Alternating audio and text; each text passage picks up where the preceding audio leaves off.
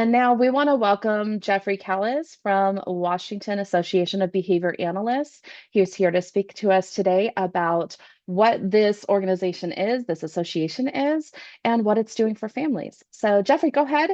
It is on you. Thanks, Dee. Thanks everyone for having me. My name's Jeffrey Callis. My background, I'll tell you a little about myself. I am, in one of my current roles is the president of the Washington Association for Behavior Analysis. My background and how I got into this field is really, I'm a special educator. I started at the age of 17 as a one-to-one aide for a young man with Angelman syndrome and another young man with autism, and started learning about the field of special education and the science of applied behavior analysis in my undergrad at the University of Washington. I've got a bachelor's in special education and a master's in applied behavior analysis. And I've been working with this population now for about 22 years. In particular, my main focus and interest as a provider has been humans on the more moderate to severe profound end of the spectrum, where we don't have as much or sometimes none at all vocal communication. We're using an AAC device or other augmentative system to interact with those around us. I like to think of humans who have no vocal communication and limited AAC use as being these wonderful humans that it's on the rest of us to understand, and we learn a lot from doing so, and we get to teach a lot along the way. So that's kind of my heart. My role at WABA. This is now my well, I'd have to ask Chelsea. I think she's on the line. I think it's my third year in the president role. And, you know, I landed in this role because I've always enjoyed talking about services, talking about our systems and the challenges we experience. And, and my mother likes to say I started talking at the age of 1 and I haven't shut up since. And it might be true because I tend to enjoy kind of conversations like this. Thank you for the invitation today. I do not have a slide deck, but I do have an outline that I'll kind of follow. And if you have questions or comments, or I say something like, hey, what about this? And you think I'm wrong, please chime in the chat. I'd love to have a good conversation today. And I think Dee and Sarah are going to help watch that so that we can do some good back and forth. What is WABA? The WABA stands for the Washington, excuse me, I'm getting over a flu. And so if I have a random coughing fit, I'll mute for a moment and be back shortly thereafter, one would hope. So what is WABA? The Washington Association for Behavior Analysis actually started in the, I guess about 25 years ago as the Northwest Behavior Analysis Association. I know I'm getting that acronym slightly wrong, but it was a small group. It was dedicated towards sharing about behavior analysis and promoting the effective practice of behavior analysis for the whole Pacific Northwest. Then in the early 2000s, it kind of went on a little bit of hiatus. And that's around when I was getting my bachelor's degree. So I remember it at the time, but it wasn't an active, or at least very active organization. In 2017, a group of providers in the Seattle region got back together and said, hey, we need to revitalize this organization. They renamed through working with ABAI to the Washington Applied Behavior Analysis Association, refocusing the mission just on Washington. So Oregon and Idaho both have associations as well, but the mission is to support providers in providing effective work and in interacting with the systems that challenge them in doing so. So we spend a lot of time on legislative advocacy, as well as interacting with providers around the state to help build a network of humans that support one another in doing good work. I'll talk a little about some of those ideas today, and I'm, like I said, happy to answer any questions anyone has. So much of WABA's work is kind of behind the scenes. So I think it's the job of those of us who work in it. And I think my role is probably to try to make some of that private work public through opportunities like this one. So thanks for having me. Why does WABA matter? Well, we're an independent, nonprofit professional association in Washington, and we're one of the only nonprofit associations really dedicated to supporting behavior analysts in how they practice in the state of Washington. WABA's revitalization in 2017 is a huge was a key factor in the in making applied behavior analysis a licensed practice in the state of Washington. What that means is in 2017, we got licensure as a profession for behavior analysts. Previously, that meant there was a lot less regulation and oversight of the work behavior analysts were doing. And once licensed by the Department of Health, that means there's a credentialing process and there's an oversight and disciplinary process for when negative work might occur out there as does with any profession. So those are huge positive changes towards making sure we provide good quality work for humans with autism across the state and other developmental disabilities. So, WABA brings together behavior analysts, educators. We do have some family members and self-advocates in our membership, although not a huge proportion of our membership. All are welcome. You do not have to be a behavior analyst to join WABA. I did mean to pull the types of membership, and I don't have it right off the top of my head, so I'll have to follow up with some notes in that. But we do have several types of members that do not have to be behavior analysts, wherein you can come and participate in the work and add your voice into helping make a difference for the practice of behavior analysis across the state. Our core principles are really in protecting providers who are focused on good quality work and protecting the practice as a whole. And that means we spend a lot of time with the legislature and with insurance companies kind of fighting for the ability to keep doing the work we're doing, especially in current times where the state is a little strapped for cash. And a little might be an understatement. And the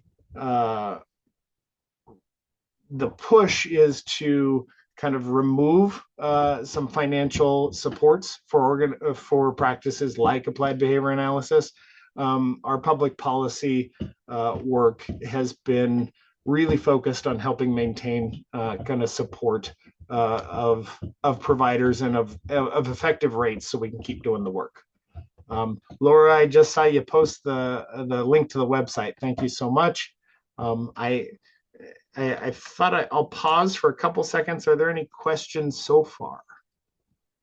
I'm not seeing anything in the chat, but if anybody wants to unmute and ask any questions, I'll keep watching the chat just in case. You know, if I could ask one, since we have this information about membership, thank you, Laura. I'm curious about what that process looks like, whether it's just an application, how much time. I'm just a little curious. Sign up online. There's a quick form, and we accept credit cards. WABA is a member-driven organization, and member dues are the primary revenue source that allows us to support the work across the state. So it's also I'll share an all-volunteer organization, so not a single membership dollar goes towards paying for the time of anyone doing the work of WABA.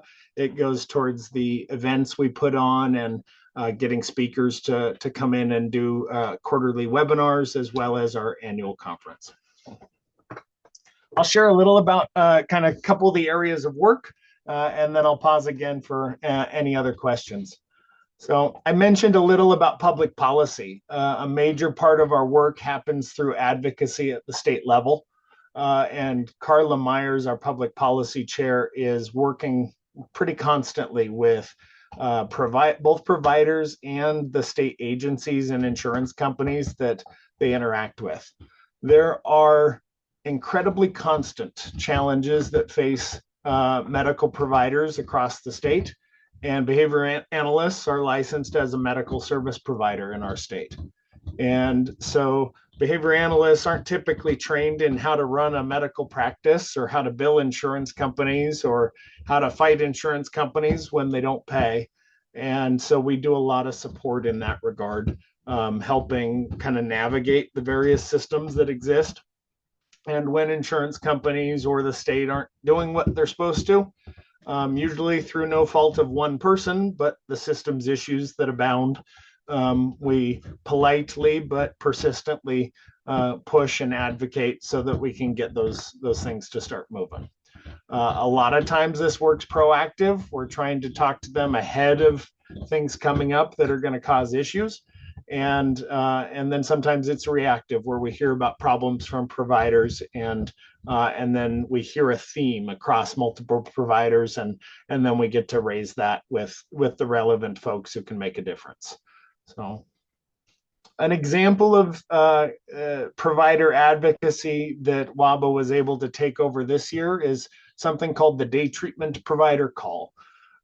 Historically, this was a call managed by the Washington Healthcare Authority. It started in 2017 as a provider-centric support group where day treatment ABA providers around the state would gather on a Zoom or a Teams meeting on a monthly basis with a couple representatives of the healthcare authority.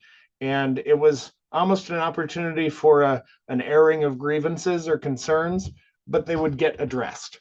We'd get clarifying information. We'd get direction on what we needed to do differently. And with the retirement of a couple folks who were kind of key in that work, that started to change. And it became more of a webinar where questions weren't welcome. And recently, the Healthcare Authority decided to sunset the practice altogether.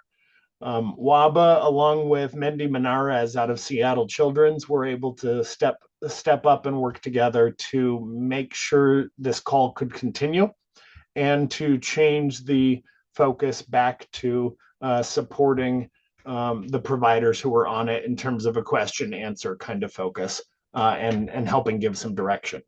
So now this is all talking about provider support. And this thinking about how does WABA support families, it is largely through our provider support. The families are best supported by well-informed, well-funded providers who don't have to worry as much about the business back-end headache and can focus on the good clinical work and providing good care. And so WABA spends a lot of time on removing those barriers and helping providers kind of coordinate on that back-end business side. However, that's not the only work we do. We have a few other committees outside of our public policy work that focus on being a provider, kind of a provider community that is more focused on both navigating systems of care, but also really understanding various ways we might work with different populations. Our ABA in Schools committee, it brings together BCBAs working in schools around the state, most of whom, or many of whom, if you talk to them, feel fairly alone or isolated as the one or two BCBAs in that school district or that school, and they don't have a lot of community to discuss and support find support for how do I work with this particular client, or I'm facing this issue, or I have a family facing these challenges. How do I support? And so it's an opportunity to provide community in that regard, where the particular focus is how do we provide good work working in a public school setting. For families, this translates hopefully to better trained teams, better supported teams in school districts across the country. I know this is a particular area of interest of mine, as my day job is I run a private special education program, and the challenges facing our kids in schools are of particular concern, especially when there aren't the providers who need a certain level of training, and there seems to be no opportunity to provide it. So that's another area of the work of WABA there. Um, I got two more committees, and then I'll kind of pause again and see what other questions come up. Our education and conference committees are key to providing both good clinical support to BCBAs around the state and sometimes around the country. But our conference committee works throughout the year to develop an annual conference that has been kind of WABA's core revenue generator and community builder. Every October or September, sometimes we come together at Green River College in Auburn and have between 120 and 170 behavior analysts focused on a day of learning on whatever topics come together that day. So in addition to that, the Education Committee works on up to 4 webinars throughout the year where they bring in a key speaker, and that's a virtual event that is free to members, but low cost to non-members. And so it does bring in some revenue for the organization, but again, allows another community opportunity where we're investing in BCBAs in the state of Washington, having the skills they need to work with a variety of clientele. The last, but certainly not the least committee I'd like to highlight is our Adult Services Committee, which addresses a critical gap in across behavior analysis, which is conversations about how do behavior analysts support adults with autism and other developmental disabilities. This is an emerging severe critical area in the field, but it's not going to get smaller. We've got a lot of young humans with an autism diagnosis, some of whom use words, some of whom don't. The care and support of which is not a simple necessarily conversation, and supporting any one adult with autism effectively and making sure they've got voice and choice and opportunity for independence in their lives is critical work that not a lot of behavior analysts are talking about. In Washington here, we have a committee of humans who are dedicated to helping adults with disabilities in thriving, and are experts at navigating the systems in Washington and some of the weird funding that comes in to help them do that.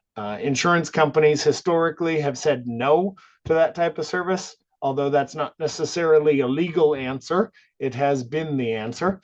And so that's starting to change, and this group of humans really knows kind of how to navigate some of those idiosyncrasies. Laura, who is on the chat, I saw, is I think one of the experts in that area as well. So if you've got questions about adult services, I'll probably see if I can ping her in at that point. So I think that's kind of most of my notes today. I don't want to take too much of your time. I wasn't sure how much time to take, but I'm happy to answer any and all questions you might have. And I have a brief video I'd like to show, if that's okay. We had WABA at its heart is really just we're a group of volunteers who care. Most of us are behavior analysts, a few aren't, but we're humans who care about helping other humans and working together to make sure we're doing that really well. If you have an interest in any of the ideas I've talked about today, or an interest in driving the field of behavior analysis forward in how it supports families or supports schools or supports adults or supports children, I really encourage you to check out a committee meeting or check out our website and shoot an email in and just join a call. You don't need to be a member to join a committee call and listen in and see if you might be interested. But the more voices who care about helping humans with autism across the state, the better. We ain't none of us special human beings. We just care. And I think there's a lot of us in this world who care about making a difference. And so my invitation today is, if that's you, please consider joining us. I though, oh, hold on. I don't know how to do that. I'm going to see if you'll bear with me for a moment. I'm going to mute. This is a video we put together at our from our most recent conference. It's about a 3-minute overview. You'll hear a few of the WABA volunteers talking about WABA, and then I'll open for questions. That sounds perfect.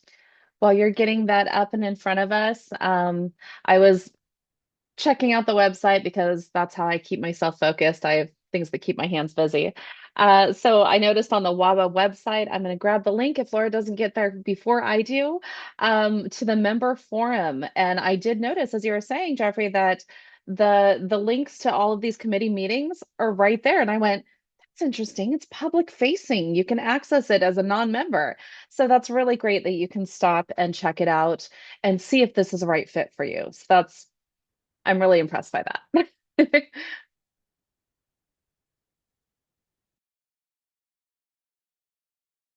All right, can you see a screen that says WABA? Excellent. We'll see if the sound works.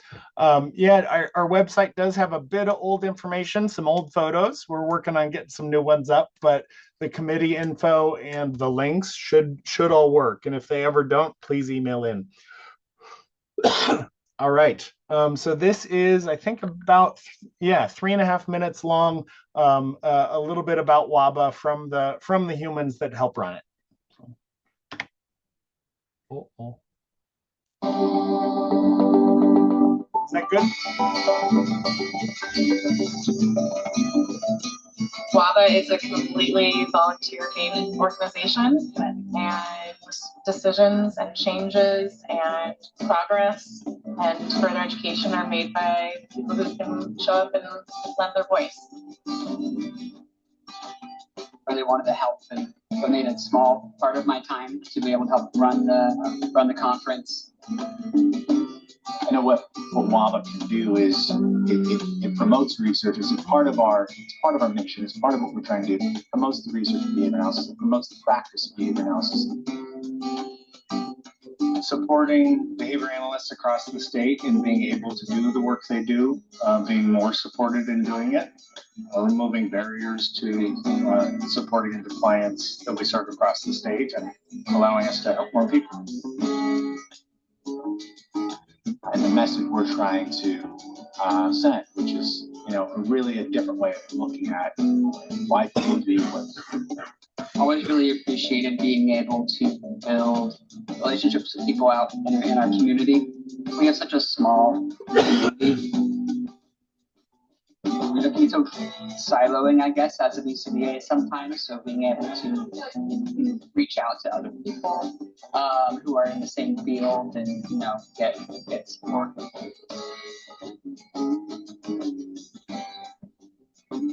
I really like the opportunity to build community and bring people together. I think we're stronger together, and WABA is a group of humans dedicated to making a difference.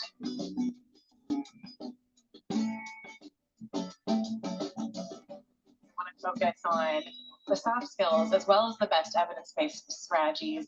And so we want to bring all of those speakers with their expertise and knowledge in those areas to continue to further the field in that area. Even in just some of the talks that go on here, already you get these connections with others that can inspire new work. And talk about future collaboration with the speakers on the stage. And that's really what WABA is about is, we're inviting these amazing speakers, but it's not the end of the conversation. I think today was a success because you can see the engagement from people by the number of questions that are asked at the end of the talk. I love seeing students, and when I see students who are getting involved, I know it makes it makes this professional organization better because they are the future as to where this goes. People are rising to their feet or reaching for the microphone, and you can tell they're seeking to learn more and taking in new information to refine how they practice. I'm excited to see where those things go and how those projects develop. Which ultimately, again, that work leads to improved quality of life.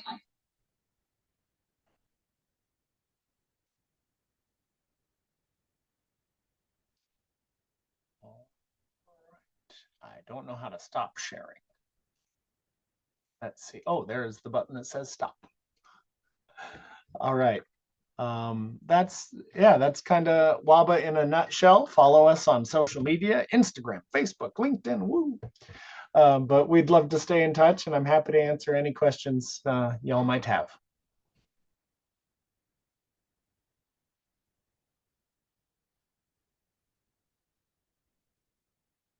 That either means I answered every question or I put everybody to sleep on this wonderful Friday morning. No, I think you've got a lot of professionals in the room that are probably going, okay, or they may be like me and navigating on the website too.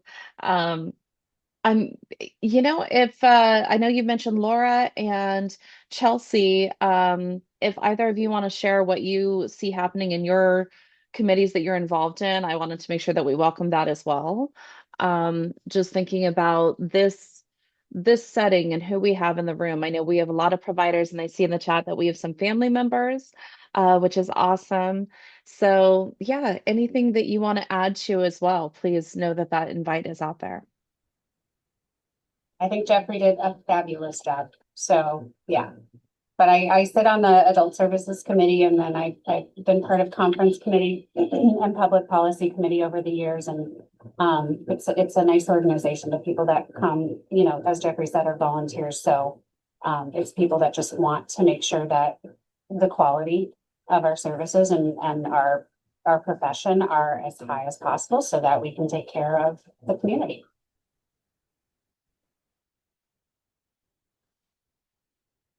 We are, if anyone has a particular affliction with enjoying social media, looking for someone to help manage our social media accounts.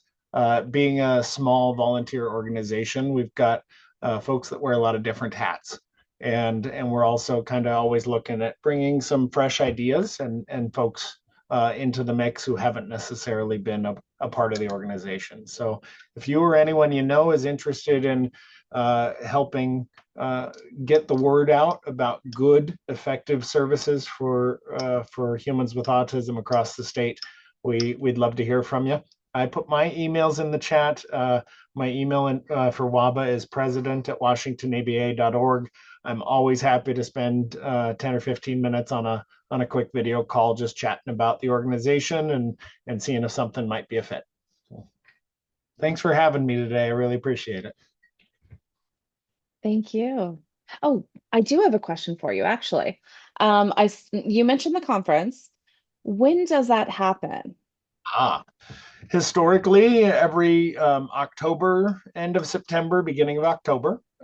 We try to keep it slightly away from Halloween because we know that the candy flu kicks in and then everybody's tired. But I believe, I don't want to give a wrong date. I think we're in the beginning of October for this year. That is at Green River College in Auburn, Washington. So it is a West Side opportunity, not too far away from parts of the South Sound, a little farther from others. There's a few nice hotels in town if you care to make an overnight out of it. But it's a wonderful day conference. You saw in the video we have really good food. I am an only child that likes food, and Anna Levin, our conference chair, also seems to enjoy picking delicious snacks. And so my favorite activity last year was picking what we'd get to eat. But there's a good lunch, there's a light breakfast, a good lunch is provided, and then a cocktail hour at the end with a cash bar and some delicious snacks. It's a great networking opportunity. This year, we're hoping to bring back the poster session, which hasn't been around for a few years, but is an opportunity for both students who are in program learning to be providers of the future and providers who may not work in a practice that is going to publish their work, but have enough data to share something really cool that they've done and could put a poster together. So we're working on the details of that right now and should have some announcements up on our email blast or social media here soon. Awesome. I know you mentioned being. Sorry, I have a question. I don't know if you can hear me. I'm driving, so I apologize. But it is hands-free, so not to worry. My name's Elise, and I'm a grandparent of a 7-year-old who is just starting ABA at home, and his his BIP has just been reviewed by the BCBA in schools. So I'm wondering, in your school home support committee, do you have any tools, recommendations as to how to maximize coordination between BCBAs in the school and BCBA RBTs at home, since many school districts do not allow your at-home BCBA to be present in the schools? So just wondering if you have suggestions or if your website has additional tools. I can't access your website right now because I'm driving, and I'll go back on mute. Please be safe, and thank you, Elise. I think, I don't know, we do have a resources page on the website. I don't know that if it had, I don't know whether or not it has any tools particular to that question. My biggest advice as helping advocate with families over the years is be professionally persistent, and don't be afraid to be the squeaky wheel. In fact, it's probably best if you are absolutely kind but persistent in what is needed. And I haven't seen a lot of families successfully push for, hey, the home BCBA must come into school. The schools have a lot of concern with that anymore for some good reasons. But you could invite the BCBA from school to come to the home and do some coordination of care that way, or insisting on, hey, let's just meet even virtually on a monthly basis, or at least for a couple months in a row. Don't try to set it as a thing forever, because sometimes professionals balk at that. They don't want a standing meeting forever. But hey, well, let's meet monthly for the next 3 months just to be really sure we're on the same page about the care we're providing, and making sure our 7-year-old learner doesn't get confused because we're teaching this way here and this way here. So make it about the learner, and the learner being successful and getting consistent care, and then be flexible with the venue and the how, but consistently focused on the idea of, hey, we need to work together so this human has the best opportunity. The most Thank you.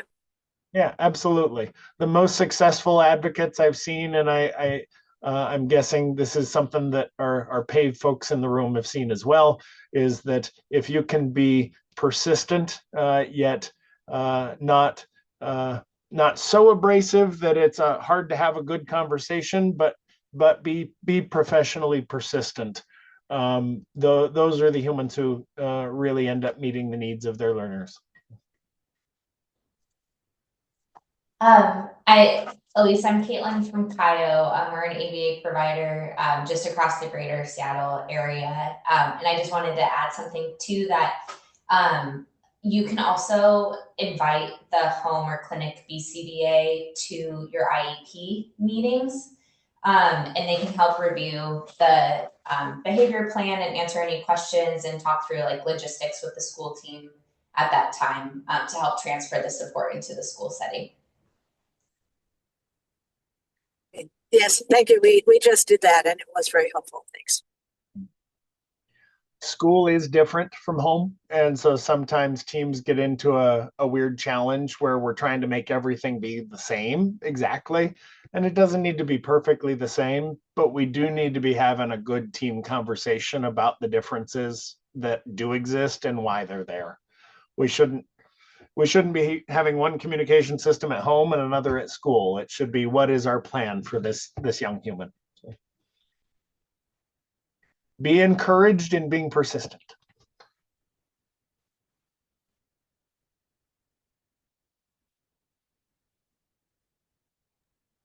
Did anyone else have any questions?